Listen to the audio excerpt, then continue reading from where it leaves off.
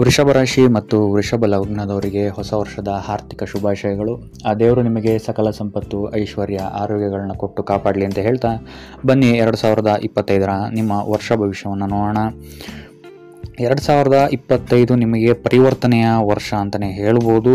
ಇಲ್ಲಿ ನೀವು ನಿಮ್ಮ ಲುಕ್ಸ್ನಲ್ಲಿ ಅತಿ ದೊಡ್ಡ ಪರಿವರ್ತನೆಯನ್ನು ಮಾಡ್ಕೊಳ್ತೀರಾ ಅಂತಲೇ ಹೇಳ್ಬೋದು. ಸೊ ಇದರಿಂದಾಗಿ ಇಲ್ಲ ನಿಮ್ಮ ಸಹವರ್ತಿಗಳಾಗಿರ್ಬೋದು ಅಥವಾ ನಿಮ್ಮ ಮನೆಯವರಾಗಿರ್ಬೋದು ಇದರಿಂದ ಸ್ವಲ್ಪ ಶಾಕ್ ಆಗುವಂತಹ ಪರಿಸ್ಥಿತಿಯನ್ನು ನೋಡ್ತಾರೆ ಅಂತಲೇ ಹೇಳ್ಬೋದು. ಸೊ ಇದು ನಿಮಗೆ ಪಾಸಿಟಿವ್ ರಿಸಲ್ಟನ್ನು ನಿಮ್ಮ ಲುಕ್ಸ್ನಲ್ಲಿ ನೀವು ತರ್ತೀರಾ ಅಂತಲೇ ಹೇಳ್ಬೋದು. ಇದಲ್ಲದೆ ನಿಮ್ಮ ಯೋಚನೆಯು ಸಹಿತ ಈ ವರ್ಷ ಅತ್ಯಂತ ಹೆಚ್ಚು ಪಾಸಿಟಿವ್ ಆಗಿರುತ್ತೆ ಅಂತಲೇ ಹೇಳ್ಬೋದು.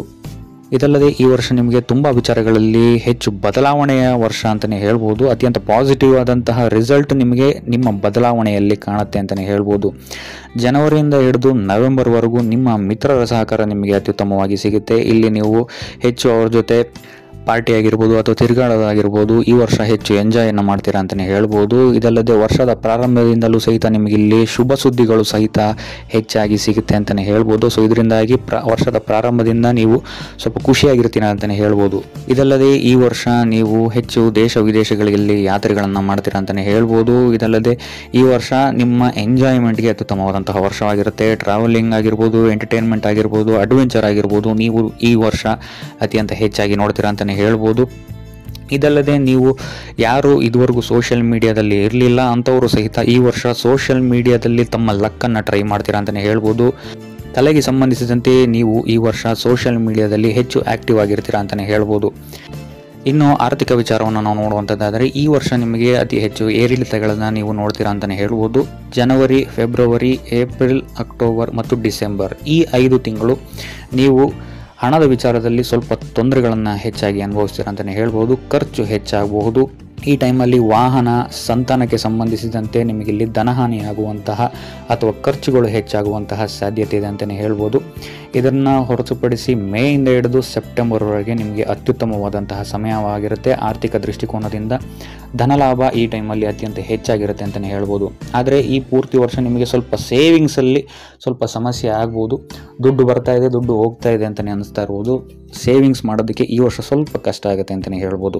ಇನ್ನು ಕುಟುಂಬ ವಿಚಾರಕ್ಕೆ ಬರುವಂಥದ್ದಾದರೆ ಈ ವರ್ಷ ಕುಟುಂಬ ವಿಚಾರದಲ್ಲೂ ಅಷ್ಟೇ ಅತ್ಯುತ್ತಮವಾದಂತಹ ವರ್ಷವಾಗಿರುತ್ತೆ ನಿಮಗೆ ಅಂತಲೇ ಹೇಳ್ಬೋದು. ಕುಟುಂಬದಲ್ಲಿ ಶುಭ ಸುದ್ದಿಗಳು ಸಹಿತ ನಿಮಗೆ ಈ ವರ್ಷ ಹೆಚ್ಚಾಗಿ ಸಿಗಬಹುದು. ಇದಲ್ಲದೆ ಮಂಗಳ ಕಾರ್ಯಗಳು ಸಹಿತ ನಿಮ್ಮ ಕುಟುಂಬದಲ್ಲಿ ಈ ವರ್ಷ ಆಗ್ಬೋದು ಅಂತಲೇ ಹೇಳ್ಬೋದು. ಫೆಬ್ರವರಿಯಿಂದ ಹಿಡಿದು ಡಿಸೆಂಬರ್ವರೆಗೂ ಕುಟುಂಬ ವಿಚಾರದಲ್ಲಿ ನಿಮಗೆ ಧನಲಾಭವಾಗುವಂತಹ ಸಾಧ್ಯತೆ ಹೆಚ್ಚಾಗಿದೆ ಅಂತಲೇ ಹೇಳ್ಬೋದು. ಇದಲ್ಲದೆ ಕುಟುಂಬದವರು ಈ ವರ್ಷ ವಾಹನ ಖರೀದಿ ಅಥವಾ ಪ್ರಾಣಿಯನ್ನು ಸಾಕುವಂತಹ ಯೋಗವು ಸಹಿತ ನಿಮಗೆ ಈ ವರ್ಷ ಇದೆ ಅಂತಲೇ ಹೇಳ್ಬೋದು. ಇನ್ನು ನಿಮ್ಮ ಸಂತಾನದಿಂದಲೂ ಸಹಿತ ನಿಮಗಿಲ್ಲಿ ಹೆಚ್ಚು ಗೌರವ ಸಿಗುತ್ತೆ ಅಂತಲೇ ಹೇಳ್ಬೋದು. ಮತ್ತು ನಿಮ್ಮ ಮಕ್ಕಳು ಆ್ಯಕ್ಟಿವಿಟೀಸ್ಗಳಲ್ಲಿ ಅವಾರ್ಡ್ಸ್ಗಳನ್ನು ತರೋದ್ರಿಂದಾಗಿ ಇಲ್ಲಿ ನಿಮಗೆ ಸ್ವಲ್ಪ ಅವರ ಮೇಲೆ ಗರ್ವ ಉಂಟಾಗುತ್ತೆ ಅಂತಲೇ ಹೇಳ್ಬೋದು. ಇನ್ನು ಜೂನ್ ಮತ್ತು ಜುಲೈ ತಿಂಗಳಲ್ಲಿ ನಿಮ್ಮ ಸಂತಾನದ ಆರೋಗ್ಯದ ಬಗ್ಗೆ ಸ್ವಲ್ಪ ಎಚ್ಚರಿಕೆಯನ್ನು ವಹಿಸಬೇಕಾಗುತ್ತೆ. ಇದನ್ನು ಹೊರತುಪಡಿಸಿದರೆ ವಿದ್ಯಾರ್ಥಿಗಳಿಗೆ ಈ ವರ್ಷ ಅತ್ಯುತ್ತಮವಾದಂತಹ ವರ್ಷವಾಗಿರುತ್ತೆ. ಅಚೀವ್ಮೆಂಟ್ನ ವರ್ಷವಾಗಿರುತ್ತೆ ಅಂತಲೇ ಹೇಳ್ಬೋದು. ಸರ್ಕಾರಿ ಕೆಲಸಕ್ಕೆ ಏನಾದ್ರು ಟ್ರೈ ಮಾಡ್ತಾ ಇದ್ದೀರಾ ಅಂತ ಹೇಳಿದ್ರೆ ಈ ವರ್ಷ ನಿಮಗೆ ಪಾಸಿಟಿವ್ ರಿಸಲ್ಟ್ ಸಿಗುತ್ತೆ ಅಂತಲೇ ಹೇಳ್ಬೋದು. ಇದಲ್ಲದೆ ಹೆಚ್ಚು ಅಂಕವನ್ನು ಸಹಿತ ನೀವು ಈ ವರ್ಷ ಪಡಿತೀರಾ ಅಂತಲೇ ಹೇಳ್ಬೋದು. ಏಪ್ರಿಲಿಂದ ಹಿಡಿದು ಡಿಸೆಂಬರ್ವರೆಗೂ ಸ್ಟೂಡೆಂಟ್ಸ್ಗಳಿಗೆ ಅತ್ಯುತ್ತಮವಾದಂತಹ ಸಮಯವಾಗಿರುತ್ತೆ. ಇಲ್ಲಿ ನೀವು ಇಷ್ಟಪಟ್ಟಂತಹ ನಿಮ್ಮ ಆಸೆಗಳು ಪೂರ್ತಿಯಾಗುತ್ತೆ ಅಂತಲೇ ಹೇಳ್ಬೋದು. ಇದಲ್ಲದೆ ವಿದೇಶದಿಂದಲೂ ಸಹಿತ ನಿಮಗಿಲ್ಲಿ ಧನಲಾಭವಾಗುವಂತಹ ಸಾಧ್ಯತೆ ಹೆಚ್ಚಾಗಿದೆ ಅಂತಲೇ ಹೇಳ್ಬೋದು. ಇನ್ನು ದಾಂಪತ್ಯ ವಿಚಾರಕ್ಕೆ ಸಂಬಂಧಿಸಿದಂತೆ ಫೆಬ್ರವರಿಯಿಂದ ಹಿಡಿದು ಡಿಸೆಂಬರ್ವರೆಗೂ ಮಂಗಳನ ಗೋಚಾರ ನಿಮಗಿಲ್ಲಿ ಅತ್ಯಂತ ಶುಭಪ್ರಾಯವಾಗಿರುತ್ತೆ ಅಂತಲೇ ಹೇಳ್ಬೋದು.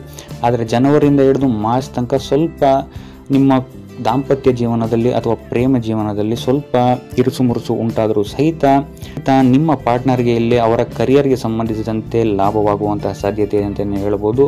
ಆಕಸ್ಮಿಕ ಧನಲಾಭವಾಗುವಂತಹ ಸಾಧ್ಯತೆಯು ಸಹಿತ ನಿಮ್ಮ ಪಾರ್ಟ್ನರ್ಗೆ ಇದೆ ಅಂತಲೇ ಹೇಳ್ಬೋದು. ಇದಲ್ಲದೆ ಅವರ ಹೆಲ್ತ್ ವಿಚಾರದಲ್ಲೂ ಸ್ವಲ್ಪ ಇಶ್ಯೂಗಳು ನಿಮಗೆ ಜನವರಿಯಿಂದ ಹಿಡಿದು ಮಾರ್ಚ್ ತನಕ ಕಾಣಕ್ಕೆ ಸಿಗ್ಬೋದು. ತದನಂತರ ಏಪ್ರಿಲ್ನ ನಂತರ ಇದೆಲ್ಲ ಬದಲಾಗುತ್ತೆ ಅಂತಲೇ ಹೇಳ್ಬೋದು. ಡಿಸೆಂಬರ್ವರೆಗೂ ಅತ್ಯಂತ ಶುಭದಾಯಕವಾದಂತಹ ಕಾಲವಾಗಿರುತ್ತೆ ಏಪ್ರಿಲಿಂದ ಹಿಡಿದು ಡಿಸೆಂಬರ್ವರೆಗೂ. ಇದಲ್ಲದೆ ನಿಮ್ಮ ಸಂಗಾತಿಗೆ ವಾಹನ ಯೋಗವೂ ಸಹಿತ ಈ ವರ್ಷ ಇದೆ ಅಂತಲೇ ಹೇಳ್ಬೋದು. ಏಪ್ರಿಲ್ನ ನಂತರ ಸಿಂಗಲ್ ಆಗಿ ಏನಾದ್ರು ನೀವು ಇದ್ದೀರಾ ಅಂತ ಹೇಳಿದರೆ ಏಪ್ರಿಲ್ನ ನಂತರ ನಿಮಗೆ ಇಲ್ಲಿ ಮದುವೆ ಯೋಗವೂ ಸಹಿತ ಇದೆ ಅಂತಲೇ ಹೇಳ್ಬೋದು.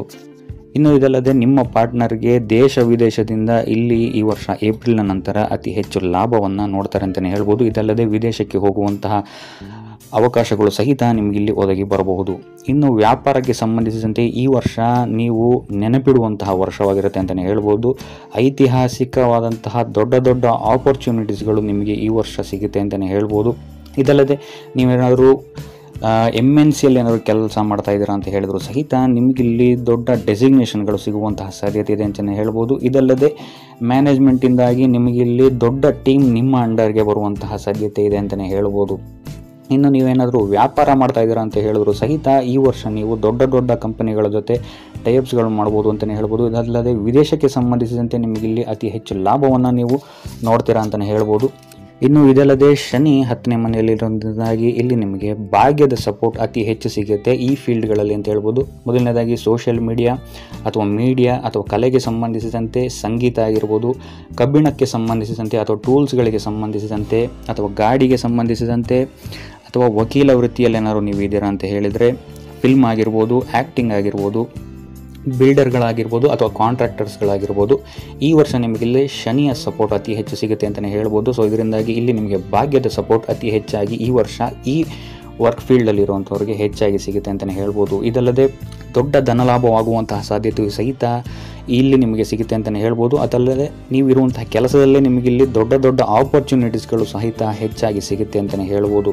ಇನ್ನು ರಾಹು ಸಹಿತ ನಿಮಗಿಲ್ಲಿ ಲಾಭ ಸ್ಥಾನದಲ್ಲಿರೋದ್ರಿಂದಾಗಿ ಇಲ್ಲಿ ನಿಮಗೆ ಸ್ವರ್ಣ ಯೋಗವು ಸಹಿತ ಈ ವರ್ಷ ನಿಮಗೆ ಸಿಗುತ್ತೆ ಅಂತಲೇ ಹೇಳ್ಬೋದು. ರಾಹುವಿನ ಪ್ರಭಾವದಿಂದಾಗಿ ಫೆಬ್ರವರಿಯಿಂದ ಹಿಡಿದು ಡಿಸೆಂಬರ್ ತನಕ ಇಲ್ಲಿ ನಿಮಗೆ ರಾಹುವಿನ ಗೋಚಾರ ನಿಮ್ಮ ಇನ್ವೆಸ್ಟ್ಮೆಂಟ್ಗಳಿಗೆ ಅತಿ ಹೆಚ್ಚು ಲಾಭವನ್ನು ತಂದುಕೊಡುತ್ತೆ ಅಂತಲೇ ಹೇಳ್ಬೋದು. ನೀವೇನಾದ್ರು ಇನ್ವೆಸ್ಟ್ ಮಾಡಬೇಕು ಅಂತಿದ್ರೆ ಅಥವಾ ಇದುವರೆಗೂ ಏನಾದರೂ ನೀವು ಕದ್ದು ಮುಚ್ಚಿ ಇನ್ವೆಸ್ಟ್ ಮಾಡಿದ್ರು ಸಹಿತ ಇಲ್ಲಿ ನಿಮಗೆ ದೊಡ್ಡ ರಿಟರ್ನನ್ನು ರಾಹು ಗ್ರಹ ತಂದು ಕೊಡ್ತಾನೆ ಅಂತಲೇ ಹೇಳ್ಬೋದು. ಇನ್ನು ಚಂದ್ರನ ಗೋಚಾರ ನಿಮಗೆ ಇಲ್ಲಿ ಸ್ವಲ್ಪ ವೀಕ್ ಆಗಿರೋದ್ರಿಂದಾಗಿ ಇಲ್ಲಿ ನೀವು ನದಿ ಅಥವಾ ಸಮುದ್ರಕ್ಕೆ ಸಂಬಂಧಿಸಿದಂತೆ ಯಾತ್ರೆಗಳೇನಾದ್ರು ಮಾಡ್ತಾ ಇದ್ದೀರಾ ಅಂತ ಹೇಳಿದ್ರೆ ಅತಿ ಹೆಚ್ಚು ಎಚ್ಚರಿಕೆಯನ್ನು ವಹಿಸಬೇಕಾಗುತ್ತೆ. ಹರಿಯುವ ನೀರಿನಿಂದ ಈ ವರ್ಷ ಆದಷ್ಟು ದೂರ ಇರುವಂಥದ್ದು ಉತ್ತಮ. ಇದಲ್ಲದೆ ಕುಡಿತದಿಂದಲೂ ಸಹಿತ ಈ ವರ್ಷ ದೂರ ಇರುವಂಥದ್ದು ಉತ್ತಮವಾಗಿರುತ್ತೆ. ಯಾಕಂತ ಹೇಳಿದ್ರೆ ಫ್ರೆಂಡ್ಸ್ಗಳ ಸಹಕಾರ ಈ ವರ್ಷ ಹೆಚ್ಚಾಗಿರೋದ್ರಿಂದಾಗಿ ಪಾರ್ಟಿ ಗೀಟಿ ಅಂತ ಈ ವರ್ಷ ತುಂಬ ನಿಮಗೆ ಫಂಕ್ಷನ್ಸ್ಗಳು ಅಟೆಂಡ್ ಮಾಡಬೇಕಾಗಿ ಬರಬಹುದು. ಸೊ ಆದ್ದರಿಂದಾಗಿ ಈ ಕುಡಿತ ನಿಮ್ಮ ಗ್ರೋತ್ ಕಡೆಗೆ ತೊಗೊಂಡು ಹೋಗೋದೇ ನಿಮ್ಮ ಗ್ರೋತ್ಗೆ ಅಡ್ಡಿಯನ್ನು ಸಹಿತ ಉಂಟು ಮಾಡಬಹುದು. ಸೊ ಆದ್ದರಿಂದಾಗಿ ಕುಡಿತ ಮತ್ತು ನೀರಿನಿಂದ ಈ ವರ್ಷ ಆದಷ್ಟು ದೂರವಿರಿ. ಒಟ್ಟಾರೆಯಾಗಿ ನೋಡುವಂಥದ್ದಾದರೆ ವೃಷಭ ರಾಶಿಯವರಿಗೆ ಈ ವರ್ಷ ಅತ್ಯುತ್ತಮವಾದಂತಹ ಫಲವನ್ನು 2025 ತಂದುಕೊಡುತ್ತೆ ಅಂತಲೇ ಹೇಳ್ಬೋದು. ಸೊ ಇದಾಗಿತ್ತು ವೃಷಭ ರಾಶಿಯವರ 2025 ವರ್ಷ ಭವಿಷ್ಯ.